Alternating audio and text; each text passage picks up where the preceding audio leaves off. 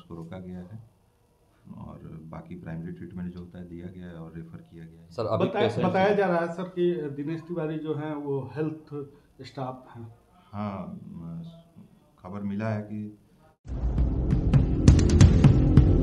गोड़ लगातानी समाचार बटुए डुमरांव से रिपोर्टर बानी सुमित पांडे जी। खबर के हेडलाइन सुनी। घास के बोझा लेके सड़क पार कर रहल वृद्ध के बचावे में मोटरसाइकिल पलट गई, जौना में एक जना के जीव चल गई। माई के श्राद्ध कर्म खातिर जरूरी सामान के खरीदारी करे जात रहे लोग बक्सर। स्वास्थ्य विभाग के बर्खास्त कर्मी हवे युवक। खबर का बटुए विस्तार से जानी। मंगर के NH 120 पे मुंगाव हाई स्कूल के नजदीक अमंगल घटना हो गई। माथा पे घास के बोझा लेके सड़क पार कर रहल एगो बुजुर्ग के बचावे में बाइक चालक के संतुलन बिगड़ गई। जौना वक्त घटना भइल में बाइक के रफ्तार तेज रहे। बाइक पे बैठल दोनों लोग हंसिटत दूर तक चढ़ गए आ गंभीर रूप से घायल हो गए।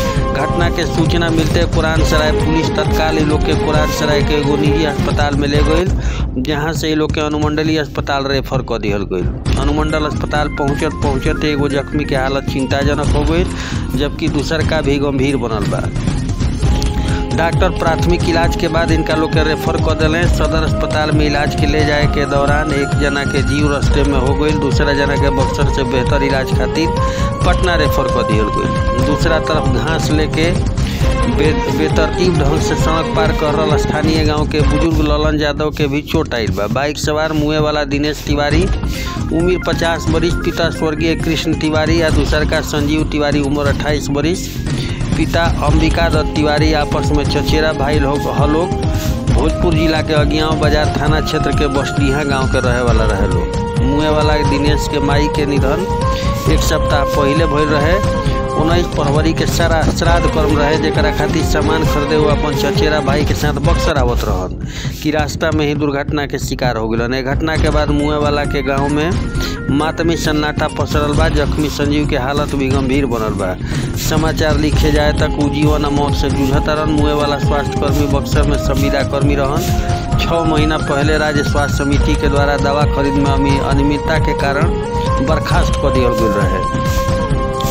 अरोड़ा सबके जानकारी खातिर बता दी कि जानकारी के अनुसार दिनेश नेशनल हेल्थ मिशन के तहत 2007 में स्वास्थ्य विभाग में लेखा लिपिक के पद पे चयनित भइल रहन। एक बाद वो अपना परिवार के साथ बक्सर के शिवपुरी मोहल्ला में रहत रहन। माई के मुआला के बाद श्राद्ध कर्म खातिर एक सप्ताह पहले ही परिवार के साथ पैतृक गाँव बसडीहा चल गए रहन।